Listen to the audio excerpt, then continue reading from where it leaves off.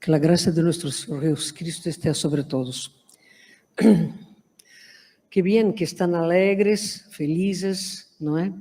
Porque esta energia que vocês produzem nestes momentos, ela não fica ao léu. Além dela voltar-se para vocês mesmos, curar, salvar células, ela também é levada para aqueles a quem vocês amam. E levada para aqueles que sofrem neste planeta, sejam plantas, sejam animais, sejam humanos. Toda vez que um espírito se acende pela alegria, ele está curando a grade energética planetária e, portanto, salvando a Terra. Vocês sabiam disso? Então, fiquem sabendo que hoje vocês plantaram inúmeras sementes de luz nos solos onde o sangue tem sido o rio, onde a lágrima tem sido o orvalho de plantas que morreram. O que vocês geraram aqui hoje não reflete-se apenas sobre vocês, mas foi levado diretamente para o Sudão, que vocês nem sabem o que se passa na África, porque não chega até vocês. Foi levado até o Sudão, e muitas crianças foram extremamente beneficiadas pelo que vocês geraram aqui. Bem? Mas eu não vim falar sobre isto, eu vim falar sobre Jesus. Porque agora virou moda nessa casa dizer que é tudo culpa dele. É tudo culpa de Jesus. E de fato é mesmo culpa de Jesus. O planeta Terra, esta é a quinta civilização humana do planeta Terra, não é?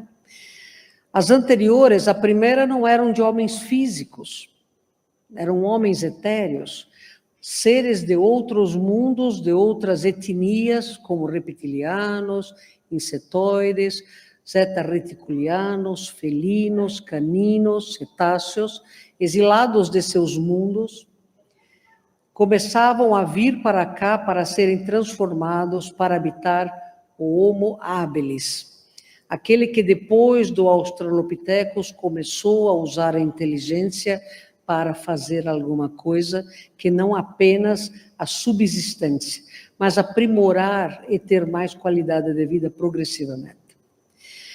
A segunda raça, portanto, foi aquela que habitou o habilis, a terceira foi a que habitou os erectus, a quarta foi o que habitou os atlantes, e a quinta são vocês, nós, eu também faço parte desta quinta raça humana.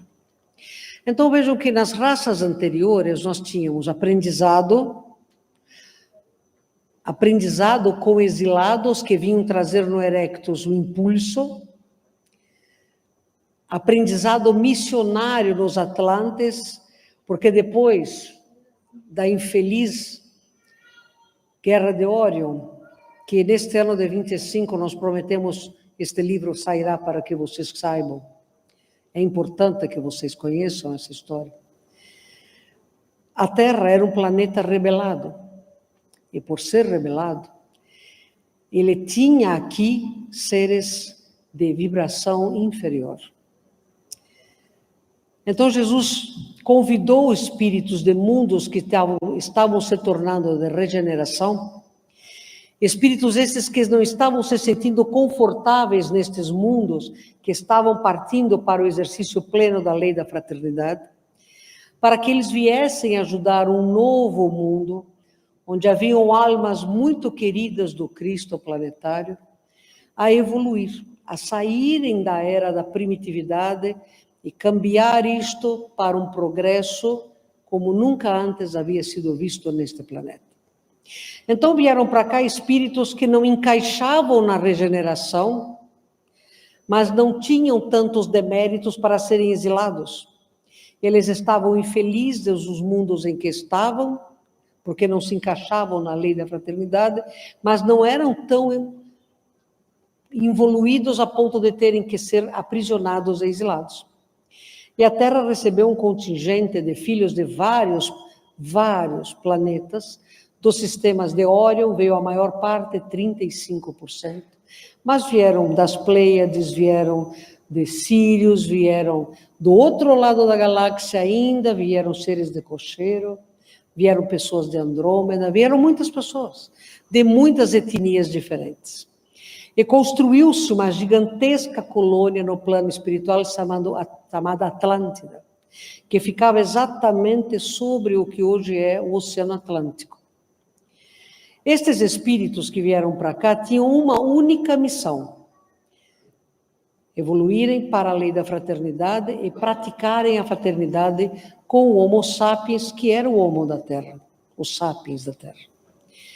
Mas eles se colocaram numa posição muito triste, porque eles se achavam tão superiores aos homens que viviam na Terra, que eles praticavam caridade, um em cima e o outro embaixo, um dando e o outro recebendo. E Jesus queria que se praticasse a fraternidade, todos no mesmo nível, todos crescendo pela compreensão de que somos todos apenas um. A família Atlante foi evoluindo, começou a prosperar, e as colônias passaram a ser físicas, e as principais delas estavam aqui no Brasil. O Brasil, chamado de Baratzil, era a terra da promissão, a terra das araras vermelhas, a terra das árvores vermelhas, onde o rio cantava dioturnamente o seu amor pelas estrelas. E eles se tornaram, portanto, físicos, encarnando e vivendo fisicamente no planeta Terra. Tinham todos excepcional inteligência. E os orianos dominavam uma energia chamada Vril, uma energia de extrema potência quântica, que os nazistas e agora vários países desesperadamente buscam, porque é muito superior ao poder da bomba de hidrogênio. Não buscam para trazer energia, não buscam para criar saúde, curar doenças. Buscam para ter poder, por isso que não tem acesso. Existem portas no Amazonas, no Amazonas continental, de onde se pode chegar a este campo onde existe o acesso à energia Vril, mas não vão chegar os homens desta raça humana.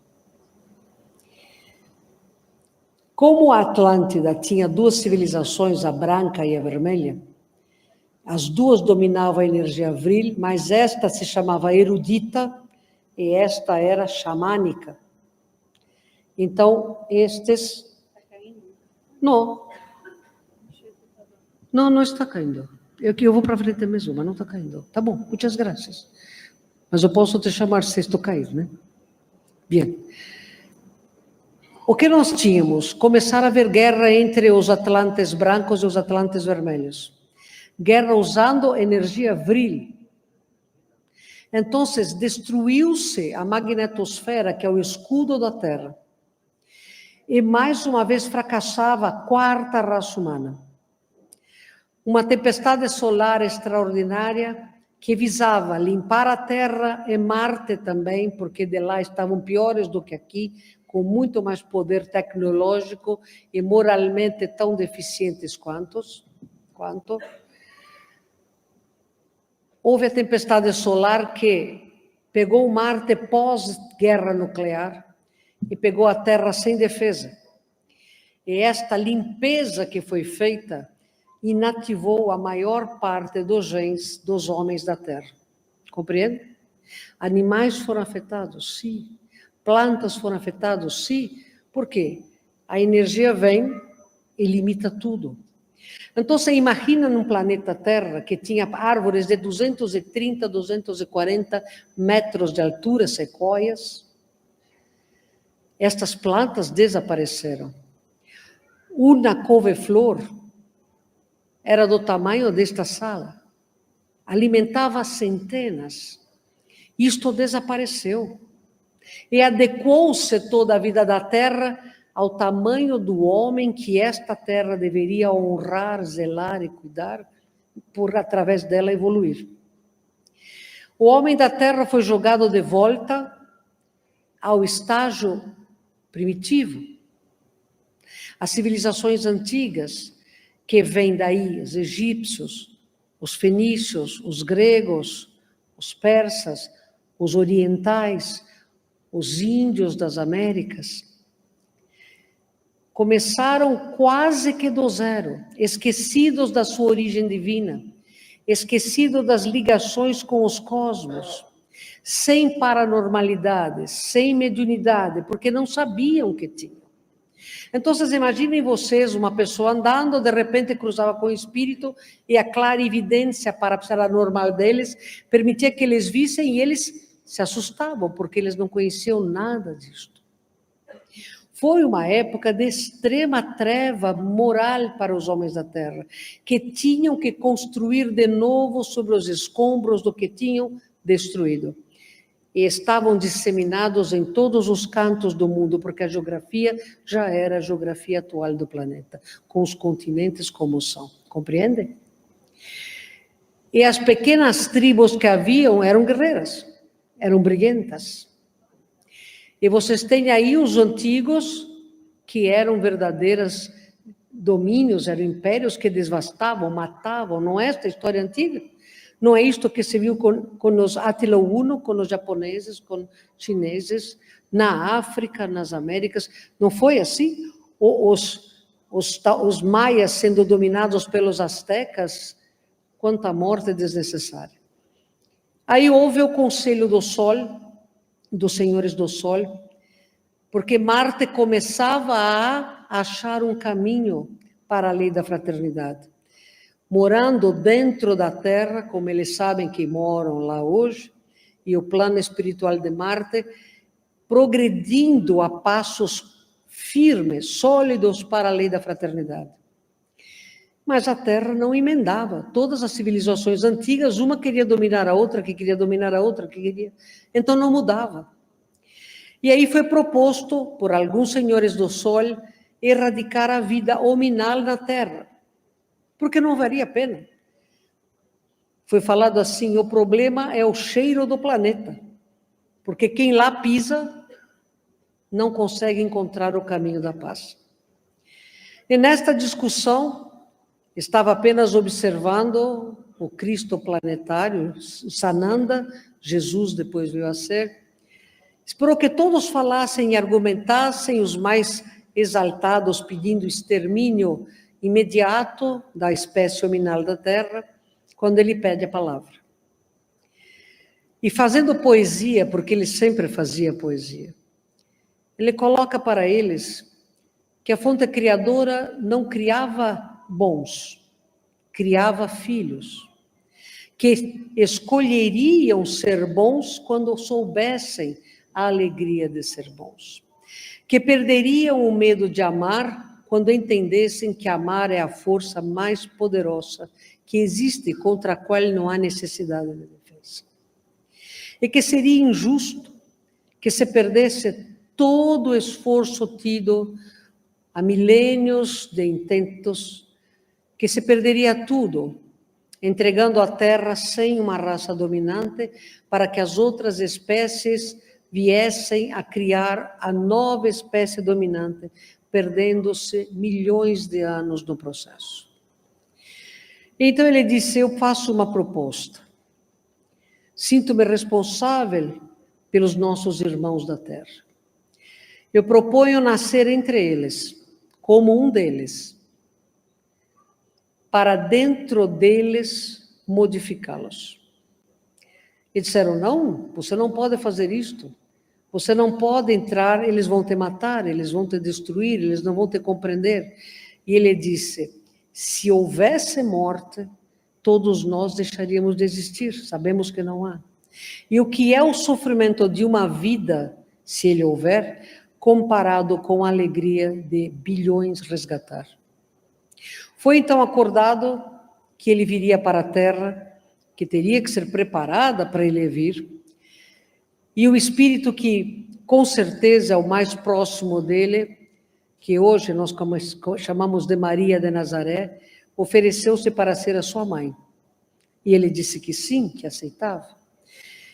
E escolheu um espírito de escola e envergadura, mas que estava encarnado como um Atlante, perguntando se aquele espírito, amigo de tantas encarnações, aceitaria ser seu pai, não sendo seu pai. Ajustou-se isto, começaram então todos os preparativos, os querubins, os serafins, os tronos, desenvolvendo o planejamento para que Jesus pudesse vir ao planeta. Um planeta que estava entregue a massas e massas de espíritos doentes, entorpecidos pelo próprio medo, achando que o poder era tudo. O poder que é tão absolutamente temporal, porque você tem, morre, deixa de ter, não é verdade? Bueno. E não poderia Jesus chegar aqui de sopetão, tinham que saber que ele vinha. Então, comandantes dele se ofereceram para vir à guisa de profetas, para dizer que ele viria.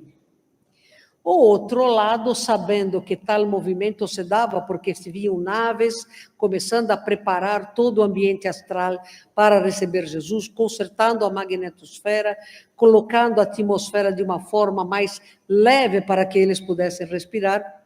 O outro lado fica sabendo, o governo oculto fica sabendo. E aí eles fazem o concílio deles. Se ele ousar nascer, nós o matamos. Aí o outro fala, não, melhor ainda, mata a mãe. Aí o outro falou, não, vocês estão errados. Deixa ele nascer, mas nós vamos escrever o que o Messias passará. Se ele quiser vir, ele vai ter que fazer o roteiro que nós determinamos. E eles escrevem, então, a passagem da dor, do crucifixo, de tudo que ele passou. Se você quiser vir ser o redentor deste planeta, saiba que este é o roteiro, porque está no livro sagrado que você vai ter que fazer. Miguel, amicíssimo de Jesus, e Rafael falaram então, vamos agora ou vamos ontem?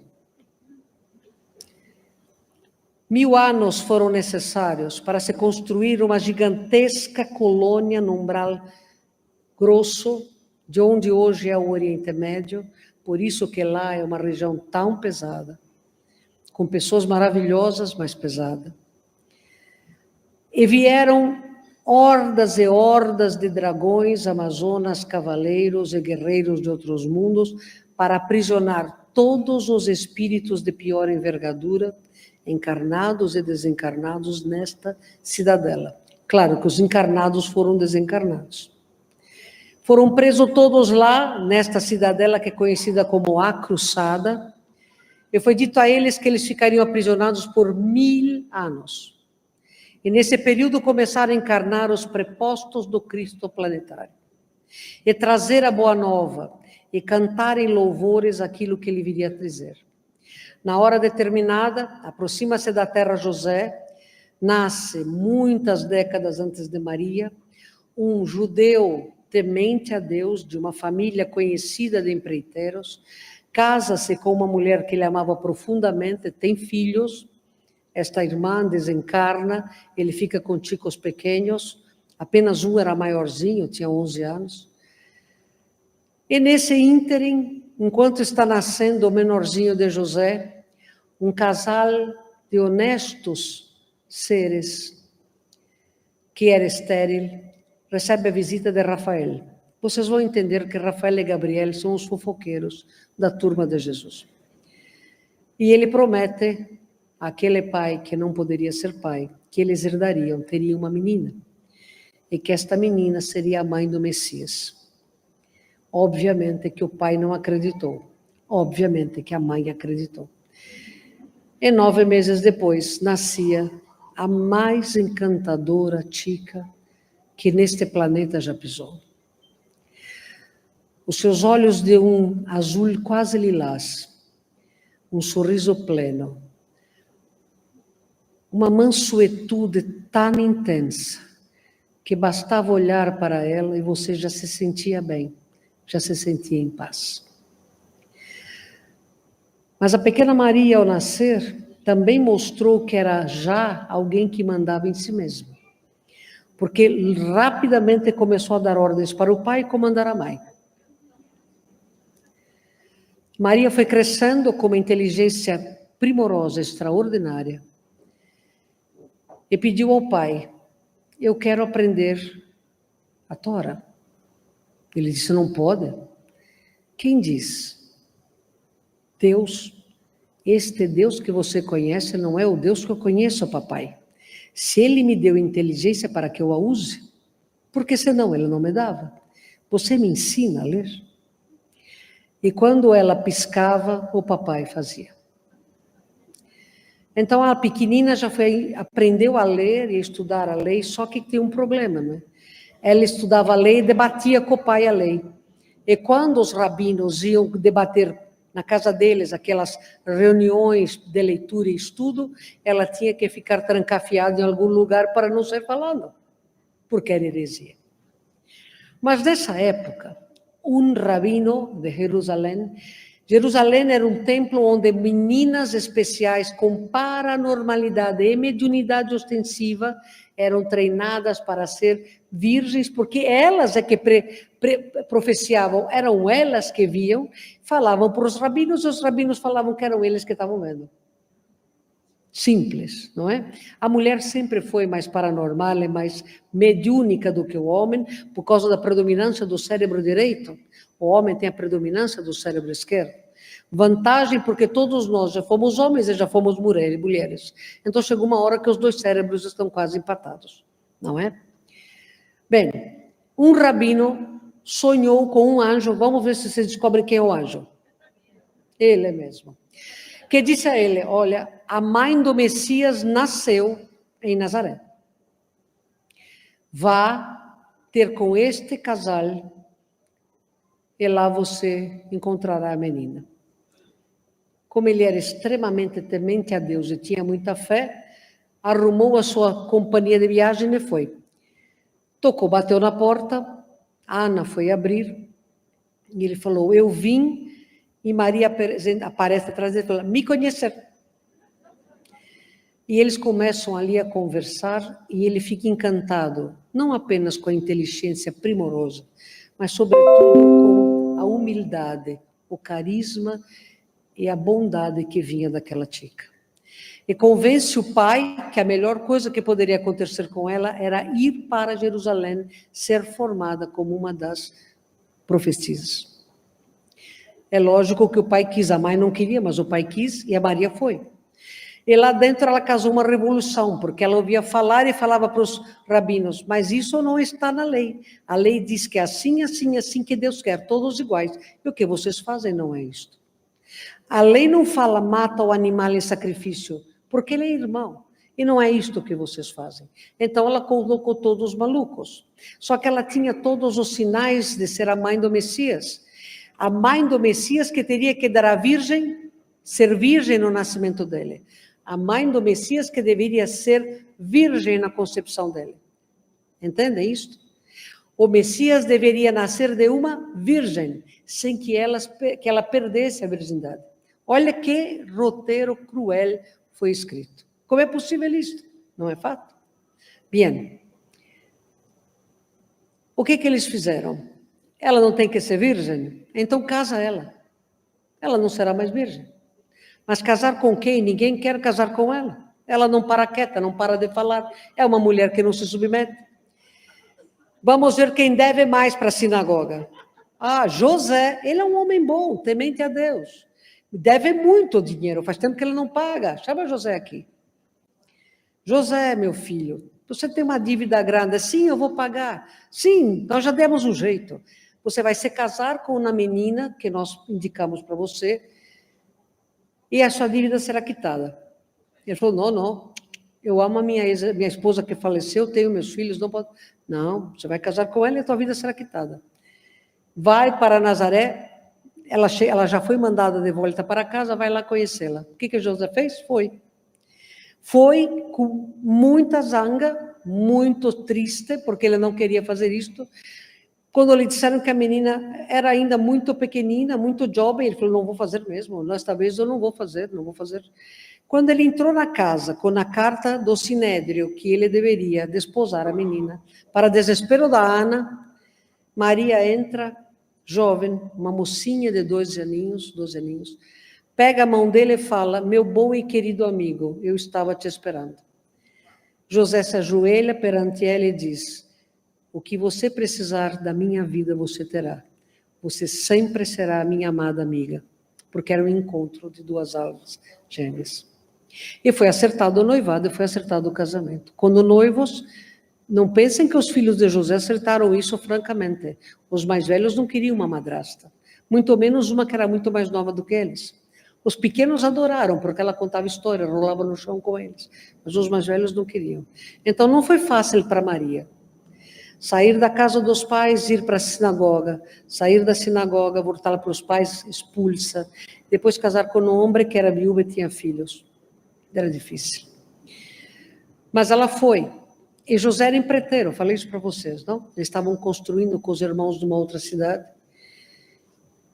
E Maria estava em casa, arrumando a casa. Não tem portas, as casas de Jerusalém não tem portas e não tem janelas, são véus. Né? E ela escuta chamar, Maria, Maria.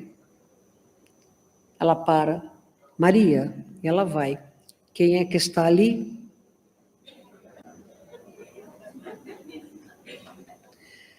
E aí ele diz, bem-aventurada sois, em nome de meu Senhor venho, aquele a quem você também serve. E ele pergunta se você aceita ser a mãe dele. Ela é tocada por um amor profundo, porque se lembra de algo que a seu coração era muito caro. Lembra-se de um sorriso, de uma voz, de um amigo eterno. Ajoelha-se e fala, que se faça em mim conforme a sua vontade. E nesse momento ela é inseminada artificialmente, o corpo de Jesus é materializado dentro dela e inicia-se o processo da gestação. Mas no momento em que o corpo dele é colocado, um embrião, dentro do útero desta mulher Maria, desta menina Maria, o equivalente a uma explosão solar ocorre no solo interno da Terra. Uma onda de calor vem do centro magmo da Terra e se expande e abraça todo o planeta.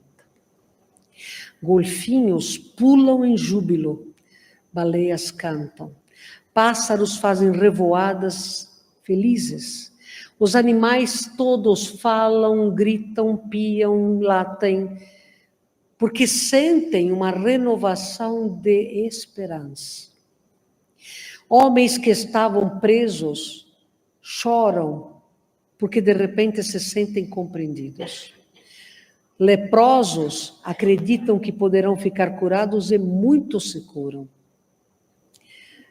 Mulheres e homens doentes sentem a luz, sentem o amor, louvam a Deus em todos os idiomas, em todas as crenças, e muitos ali se libertam de obsessões e de doenças. É tão lindo o que acontece, que um arco-íris gigante rodeia toda a terra e é visto em todos os lugares do mundo.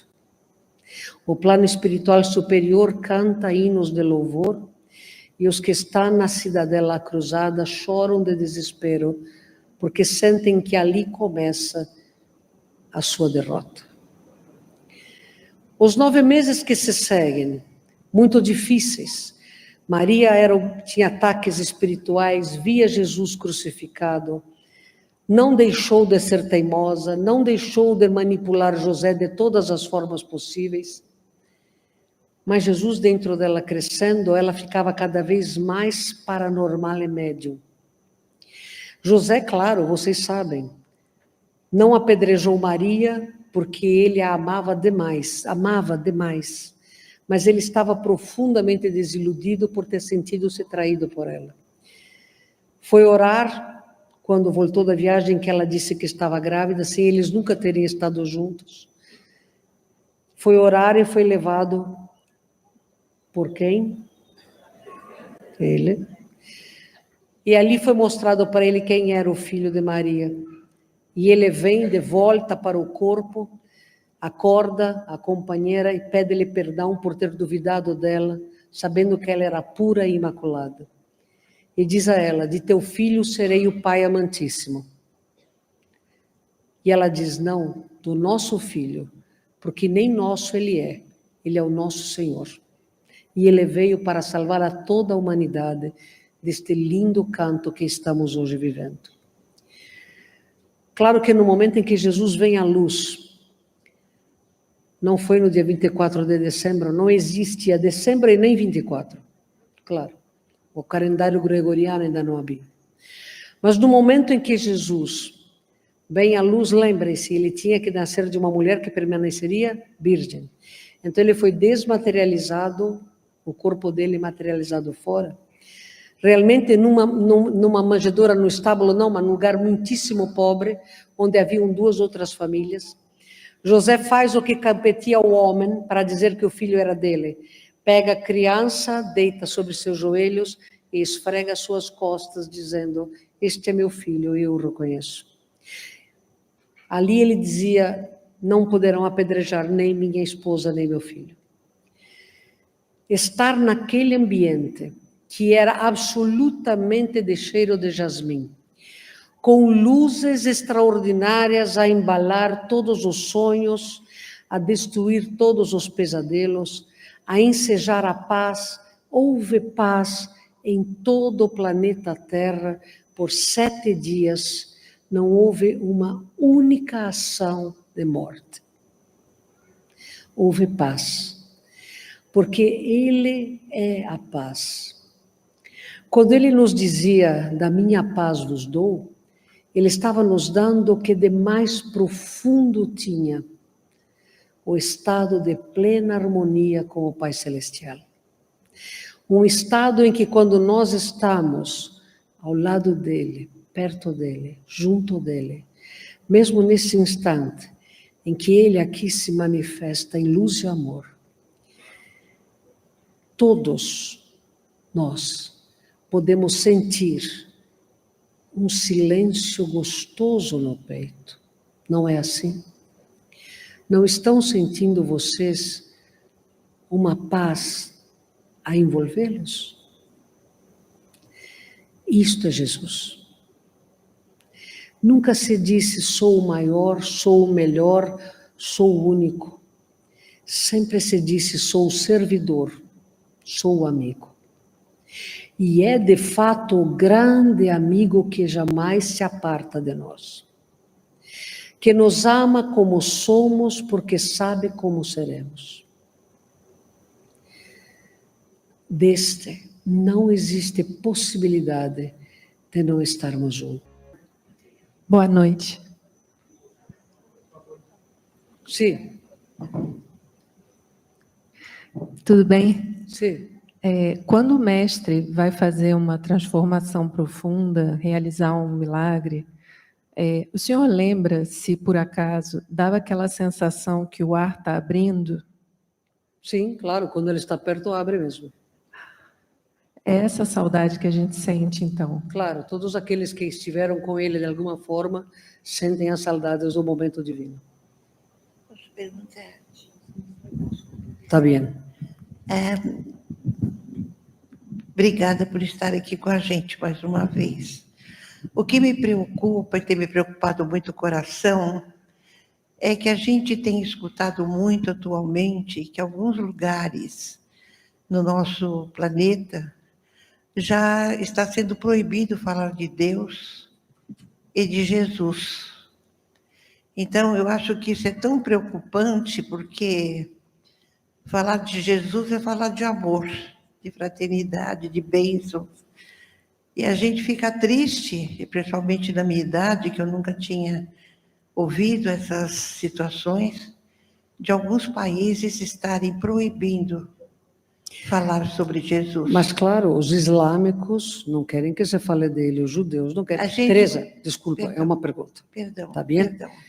Mas veja, Teresa, na sua própria família você tem uma nora que não quer falar de Jesus, que criou os filhos que não podem falar de Jesus. Então, não é... Teresa, o mal quer encobrir a luz, não vai conseguir.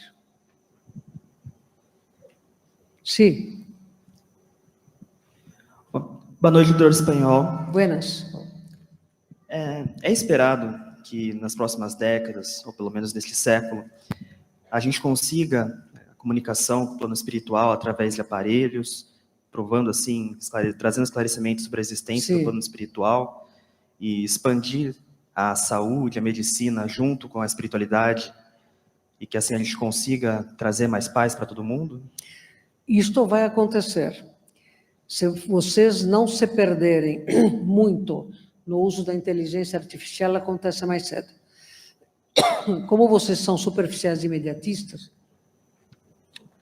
ainda, talvez o caminho seja um pouco mais pedregoso, mas indiscutivelmente tudo vai caminhar para um progresso como nunca antes visto, em algumas décadas. Me preocupa muito a causa animal, e sabendo que Jesus era puro amor, existem escrituras na Bíblia que com controvérsias em relação a isso. Eu gostaria que o senhor esclarecesse um pouco esse ponto. Bem, veja, Jesus não deixou absolutamente escrito, nunca escreveu nada através de ninguém, nem recentemente. Livros, cursos que usam o nome dele como se fosse ele que tem editado, não são verdadeiros. Jesus nunca cometeu qualquer ação que não fosse de respeito e cuidado com todas as espécies vivas, animais, plantas, hominais, certo? Ele nunca fez nada contra qualquer vida. Não comeu peixes, não criou nada. O milagre da multiplicação de pães e peixes foi simplesmente ele trazer, materializando matéria plasmada que não tinha nada no planeta. Não tinham vidas mortas para aquilo. Os peixes dos barcos também foram isto. Ele precisava atrair a atenção de Pedro e André, porque eles eram comprometidos com a causa, ambos extremamente importantes para levar a boa nova avante. Entende? Então foi simples, ele materializou os peixes. Ele nunca matou alguém para que outros comessem. Não desista nunca de lutar pelos animais. A sua missão é essa. Tá bem? Buenas noches. Buenas. Jesus, mestre da luz. Maria de Nazaré, do amor da Sagrada Família que é. Que queres de nós, do novo amanhã, da revoada de muitas graças, de vós, ó grande cheia de graça? Eu não entendi o que ele falou. O som está muito ruim para mim, eu não consigo entender. O que foi que ele falou? Você também não entendeu, Damon?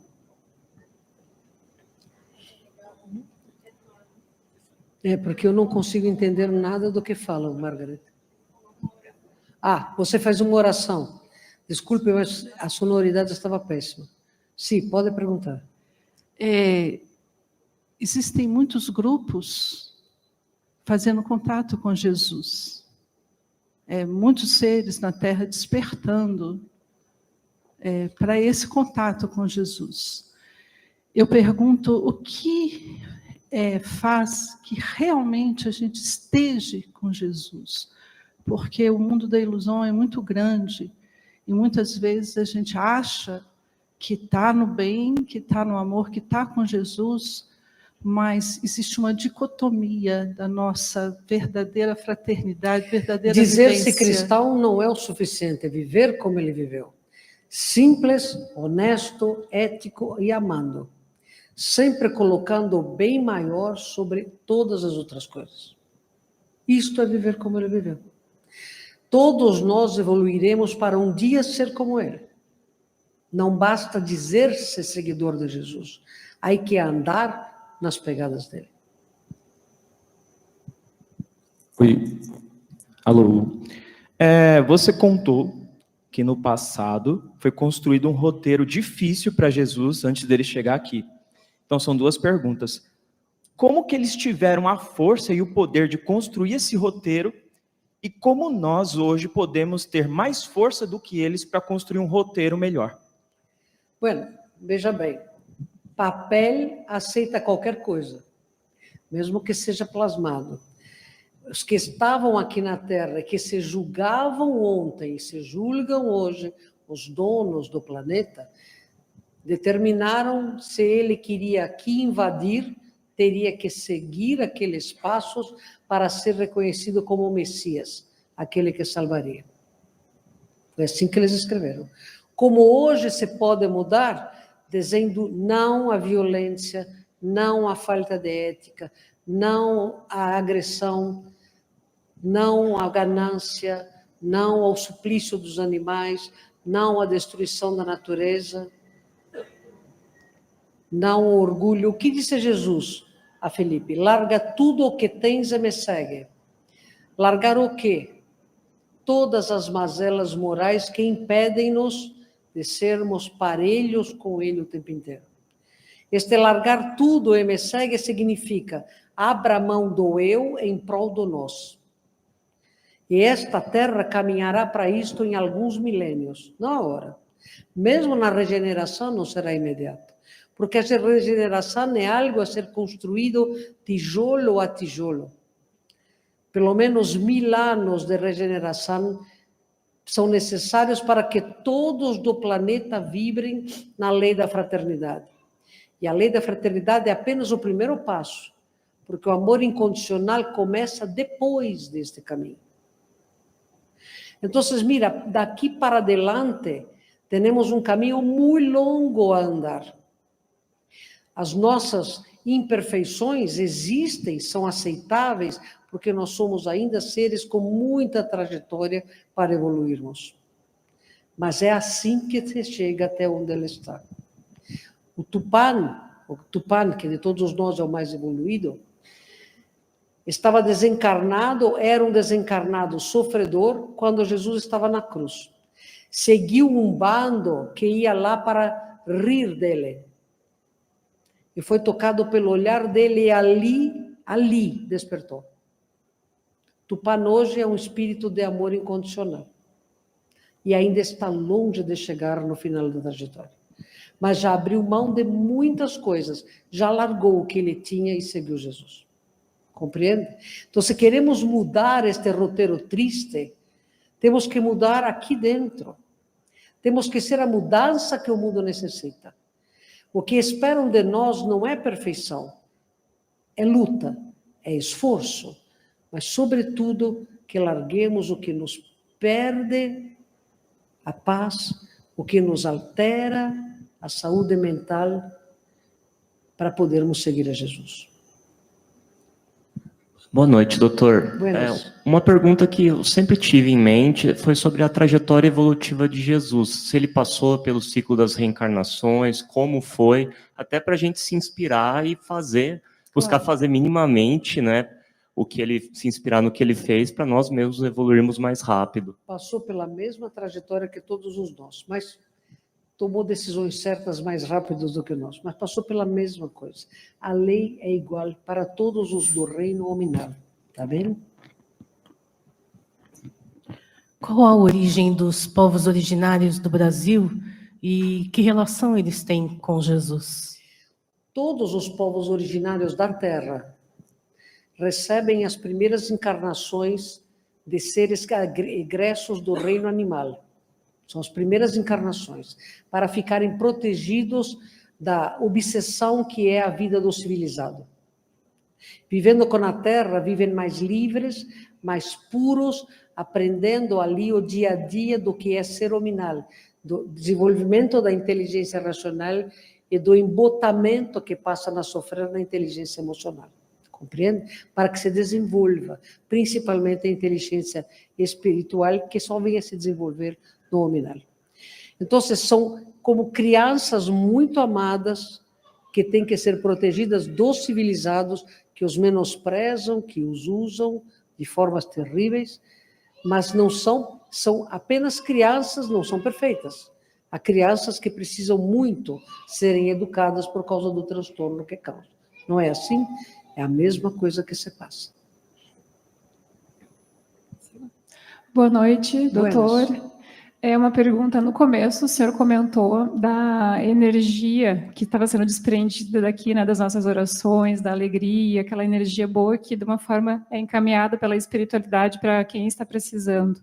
A gente sabe que o trabalho no plano espiritual é muito grande, né? O senhor podia falar um pouquinho mais como que funciona o trabalho aqui no plano astral da Casa do Consolador? A gente fez a visita física, conhecemos a casa física, mas como que funciona?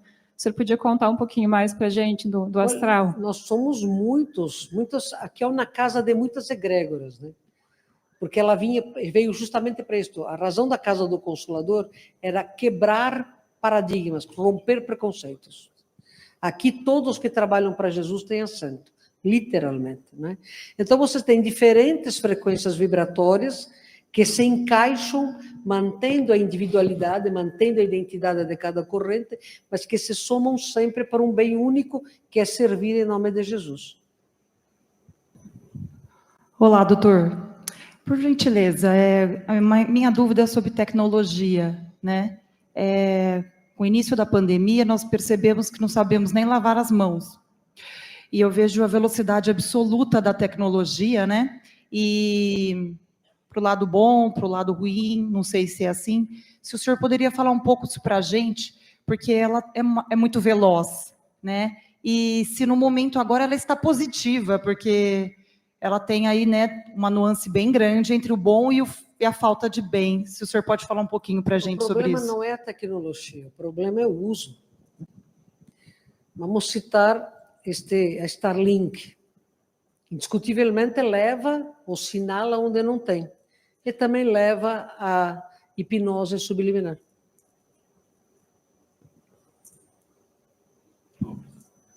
Tá ligado? Boa noite. Buenas. Eu tenho uma dificuldade, né? Eu acompanho vocês há muitos anos, primeira vez que estou aqui pessoalmente, e tenho uma dificuldade de conversar com colegas sobre os temas espirituais, né? E fico sempre pensando, por que o mundo espiritual não se revela de forma mais rápida e fácil como o mundo originário, né? Porque provavelmente eu encontro pessoas que eu olho e falo assim, poxa, essa pessoa seria um cara legal para estar aqui dentro desse grupo, né? E a gente tem uma dificuldade, né? Junta esse grupo aqui desse tamanho, né? E a gente fica com uma questão de não conseguir multiplicar, né? Eu fico com essa dificuldade, assim, eu até entendo, não deve estar na hora, né, da gente conhecer essa verdade, né? Mas como conter essa angústia e vale a pena continuar tentando mostrar para as pessoas, olha, escuta esse caminho, ou faz só a nossa prática do bem e sigamos em frente. Olha, veja, nós respondemos apenas e tão somente por nós mesmos, primeiro. Segundo, nenhum de nós tem o poder de convencimento de todos. Aliás, os do governo oculto têm muito mais poder neste aspecto, porque tem imoralidade e antiética. Então é muito mais fácil para eles, porque sabem pegar exatamente nos pontos frágeis. A ética nos impede de fazer isto. Mas lembre-se que Jesus disse, bem-aventurados os que não me virem, não me ouvirem e crerão em mim. Tudo a seu tempo, esta que é a realidade, né? Você não pode pegar uma criança que começa as primeiras letras e esperar que ela entenda Lusíadas. Verdade?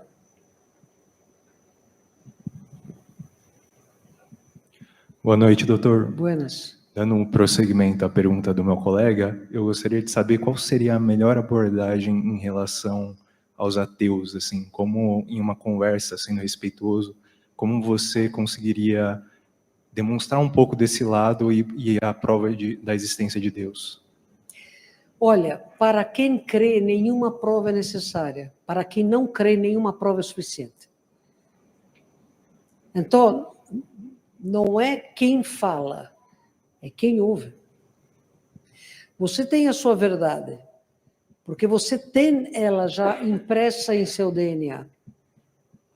Mas o outro tem que começar a compreender esta verdade. Então, o outro é materialista, você tem que vir pela prova científica. O outro é mais espiritualista ou menos materializado, você tem que ir por uma outra abordagem. Você tem que falar de acordo com o seu interlocutor. Entende? Boa noite, doutor. Por gentileza, o senhor poderia nos descrever a fisionomia física de Jesus, quando o senhor conheceu? Sim. Jesus era um homem de excepcional beleza. Era mais alto do que todos nós. Eu era magro e alto. Ele era mais alto, eu batia no ombro dele. Ele tinha ombros muito largos, porque Jesus sempre trabalhou no duro, no batente mesmo. Desenvolveu-se. O rosto dele era muito delicado. Este Jesus malandrinho que puseram ali, ele não tinha o rosto quadrado, o rosto dele era mais delicado. Olhos claros. Que olhos? Claros. Claros, realmente claros, porque mudavam de acordo com a energia. Nariz muito fino, bonito, lábios delicados, mas masculinos, não é? O cabelo dele era um castanho por causa do sol mais claro, tinha a barba de cavanhaque fendida no centro, como era o hábito dos nazarenos. Mesmo quando os lábios não sorriam, ele sorria. E a voz dele, mesmo quando ele falava, era a mais linda das melodias. Mãos delicadas de um artista, com a força de um carpinteiro. Bueno, agradeço a todos. Como não vou vê-los mais, Feliz Natal. E que seja Jesus o companheiro de todos vocês eternamente. Que a graça de Jesus esteja sobre todos.